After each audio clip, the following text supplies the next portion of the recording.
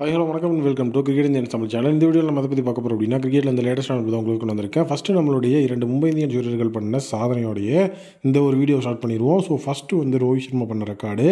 இந்த 2024 முதல் captain to achieve 1000 runs in international cricket. அதாவது இந்த ஒரு கேலண்டர் இயர் 2024 ஸோ 1000 ரன் அடித்த முதல் கேப்டன் அப்படிங்கிற ரெக்கார்டை நம்மளுடைய கேப்டன் ரோஹித் சர்மா இந்த இடத்துல பண்ணியிருக்கிறாரு. ஸோ இந்தியன் டீமுக்காக வந்து பார்த்திங்கன்னா ஆஸ் அ கேப்டனாக ODI world cup, T20 world cup எல்லாத்துலேயுமே கன்சிஸ்டண்ட்டான ஒரு ரன்னில் இருந்த ஒரு பிளேயர். அது மட்டும் இல்லாமல் பைலேட்ரல் சீரியஸ்லையும் தரமாக வந்து செஞ்சுரி அப்படிங்கிறதெல்லாம் அடிச்சிட்டு இருந்த ஒரு பிளேயரு. 1000 ரன்கள் அப்படிங்கிறத வந்து அச்சீவ் பண்ணி ஸோ இந்த ஒரு இடத்துல வந்துட்டு ஒரு மிகப்பெரிய மைல் ஸ்டோனை வந்து ரீச் இருக்கிறாரு நம்மளுடைய ரோஹித் சர்மா. அவருடைய ட்ரீம் இயர் கண்டிப்பாக கண்டினியூ ஆகும். அடுத்த பிளேயர் யார் ஒரு மிகப்பெரிய ரெக்கார்ட் பண்ணதுக்கு அப்படின்னா பும்ரா. ஸோ பும்ராவை பொறுத்த வரைக்கும் ஸோ இந்தியா வர்சஸ் பங்களாதேஷ் மோதின ஃபஸ்ட் டெஸ்ட் மேட்ச்சு 4 விக்கெட் அப்படிங்கிறத வந்து வேறு லெவலில் வீழ்த்தி 400 விக்கெட்ஸை வந்து மொத்தமாகவே வந்து வீழ்த்தி எடுத்திருக்கிறாரு. ஸோ அந்த ஒரு ரெக்கார்ட் அப்படிங்கிறது இந்த இடத்துல வந்து நம்மளுடைய பும்ரா கிட்ட இருக்குது.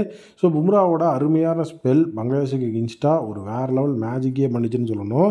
ஸோ எடுக்கிற ஒவ்வொரு விக்கெட்டும் வேறு லெவலில் இருந்தது. எஸ்பெஷலி வந்து டீம் இந்தியாவை பொறுத்த வரைக்கும் பும்ராவோட ஸ்பெல் கொஞ்சம் எக்ஸ்ட்ராவே தேவைப்பட்டுச்சு. காரணம் என்ன அப்படின்னு பார்த்தீங்கன்னா முகமது சிராஜுக்கு ஏற்பட்ட இன்ஜுரி தான். ஸோ இந்தியா வர்சஸ் பங்களாதேஷ் முதல் டெஸ்ட்டில் ஸோ நம்மளுடைய முகமது சிராஜுக்கு வந்து ஒரு இன்ஜுரி ஏற்பட்டுச்சு. ஸோ அந்த இன்ஜுரி வந்து பங்களாதேஷோட பேட்டிங் ஆடிட்டு இருக்கும்போது பவுண்டரி ஒன்றை வந்து தடுக்கிறதுக்கு போய் முகமது சிராஜுக்கு இன்ஜுரி.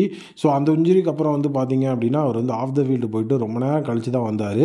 ஸோ அந்த இடத்துல தான் வந்து பார்த்தீங்க அப்படின்னா நம்மளுடைய பும்ராவுக்கு கொஞ்சம் ஓவர்ஸ் அதிகமாக கொடுத்தாங்க. அதுக்கப்புறம் ஸ்பின்னர்ஸ் எல்லாம் இன்ட்ரடியூஸ் பண்ணி அந்த இடத்துல வந்துட்டு நம்மளுடைய சிராஜ் இல்லாத ஒரு இடத்த வந்து போக்கிட்டு இருந்தாங்க.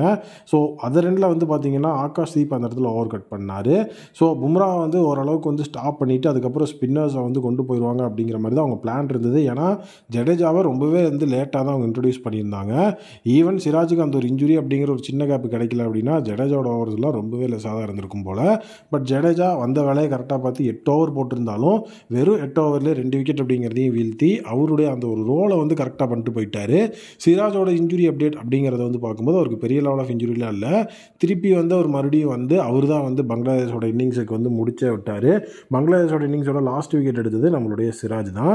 ஸோ இப்போ நம்மளுடைய பும்ராவோட இந்த ஒரு ப்ரைம் ஃபார்ம் அப்படிங்கிறது இன்னும் வந்து தொடர்ந்துகிட்டே தான் இருக்குது. ஸோ கண்டிப்பாக பும்ரா வந்துட்டு ரொம்ப வருஷமாகவே அவர் ஃபார்மில் தான் இருக்கிறாரு. ஒரு மிகப்பெரிய ரஃப் மேட்சுக்கெலாம் அவர் போய் வந்து நம்ம பார்த்ததே கிடையாது. அவருடைய இந்த ஒரு கன்சிஸ்டன்ட் ஃபார்ம் தான் டீம் இந்தியாவுக்கு ஒரு மிகப்பெரிய நீடாக இருந்தது பல வருடங்களாக. ஸோ இப்போ அந்த இன்ஜுரிக்கு அப்புறம் வந்து பார்த்திங்கன்னா நம்மளுடைய பும்ரா ஒரு மிகப்பெரிய பீஸ்டாக தான் இருக்கார்.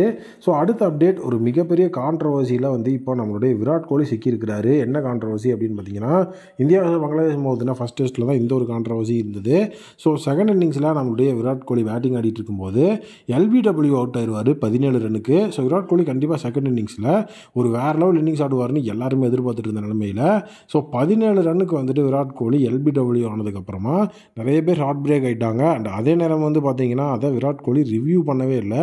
ஏன்னா அந்த ஒரு LBW ரொம்ப க்ளோஸ் காலாக தான் இருந்தது. பட் ஆனால் கிங் கோலி அதை வந்து ரிவ்யூ பண்ணாமல் அவர் பாட்டுக்கு போயிட்டார். ஸோ அதுக்கப்புறம் ரீப்ளேஸில் வந்து பார்க்கும்போது தான் தெரிஞ்சது என்னென்னா ஸோ அது வந்துட்டு நாட் அவுட்டு. ஸோ அதாவது வந்து பேட்டில் அல்ட்ரா எட்ஜ் வந்து பார்க்கும்போது பேட்டில் பால் பட்டிருந்தது. ஸோ கோலி கண்டிப்பாக நின்றுருந்தாருன்னா நாளைக்கு ஒரு நாள் அப்படிங்கிறது அவருக்கு கண்டிப்பாக கிடச்சிருக்கும்.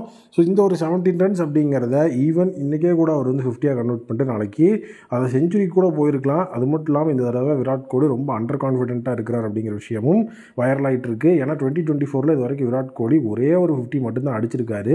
ஸோ இதுதான் வந்துட்டு 2008 அவரோட டெபுவில் இருந்து வந்து இதுதான் அவருடைய ஒஸ்ட் இயராக இருந்துட்டு இருக்கு. 19 தான் அவரோட ஆவரேஜாகவே இருக்குது. கண்டிப்பாக அவருடைய இந்த ஒரு ஒஸ்ட் இயர் அப்படிங்கிறத பாசிட்டிவாக மாற்றணும்னா பங்களாதேஷுக்கு அகென்ஸ்டாக நடக்க போகிற செகண்ட் டெஸ்ட்லையும் கோலி ஒரு மிகப்பெரிய ஆதிக்கத்தோடு வந்து விளாண்டாகணும். அந்த இடத்துல ஒரு செஞ்சுரி, டபுள் செஞ்சுரின்னு ஏதாவது போட்டால் தான் ஸோ இந்த இடத்துல வந்துட்டு இப்படி ஒரு ஒஸ்ட் இயராக இருக்கிற அந்த ஒரு ஆவரேஜ் எல்லாம் வந்து ஸ்ட்ரென்தன் பண்ணி இதனோட ஒஸ்ட் இயர் இல்லை அப்படிங்கிற மாதிரி வந்துட்டு முடிக்க முடியும்.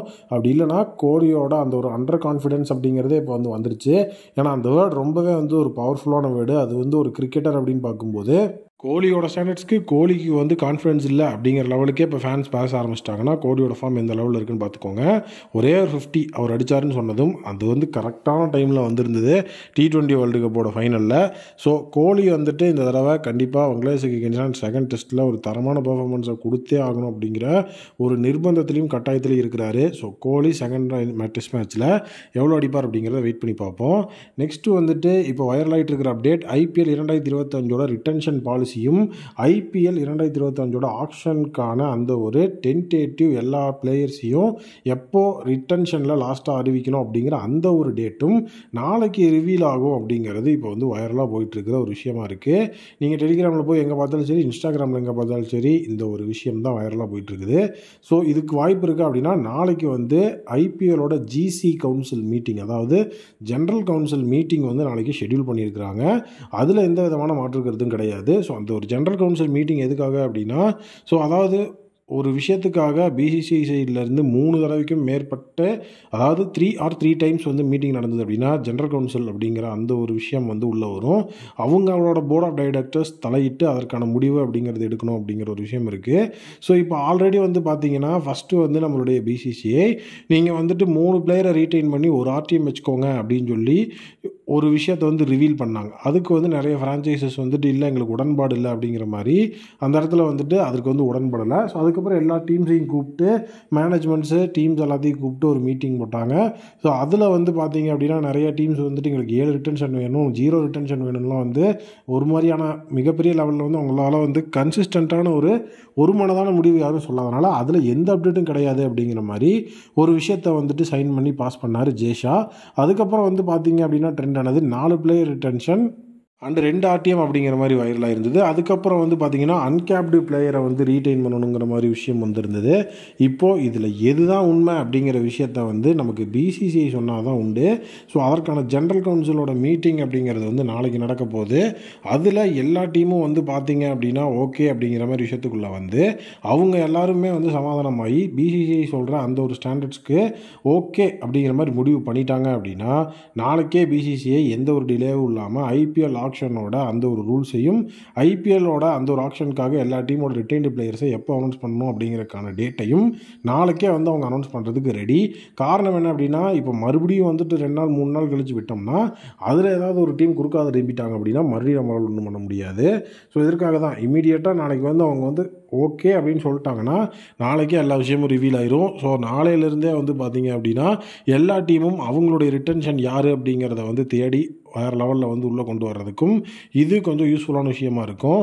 ஆல்ரெடி வந்து IPLோட ஆக்ஷன் இந்த தடவை வந்துட்டு லண்டன் அப்படின்னா UAEயில் நடக்குங்கிற மாதிரி தான் அவங்க சொல்லிட்டுருக்காங்க. ஸோ அதுக்கேற்ற மாதிரியான அந்த ஒரு விண்டோ தான் வேணும். ஏன்னா இந்தியாவில் நடந்தது அப்படின்னா ஓகே, பட் ஆனால் வந்து ஓவர்சீஸில் நடக்கும்போது அவங்களோட கிரிக்கெட் போர்ட்ஸ்கிட்டையும் பெர்மிஷன் வாங்கணும். அதோட விண்டோ ரொம்ப முக்கியமாக நம்ம பார்த்தாகணும். ஸோ அதனால் வந்து நாளைக்கு ஒரு மிகப்பெரிய டேவாக இருக்க போகுது. BCCIயோட முடிவு என்னவா இருக்கும் அப்படிங்கிறதெல்லாம் நாளைக்கு ரிவீல் ஆகிறதுக்கான சான்சஸ் ரொம்ப அதிகமாக இருக்குது. ஸோ IPL 2025 நீங்கள் வந்து என்ன நினைக்கிறீங்க அப்படிங்கிறத கமெண்ட் செக்ஷனில் மறக்காம வந்து கமெண்ட் பண்ணுங்கள். மீண்டும் புதிய வீடியோ மீட் பண்ணுறேன். அதுவும் வந்து விடைபெறுவது cricket Indians Tamil admin. Thank you, take care and bye bye.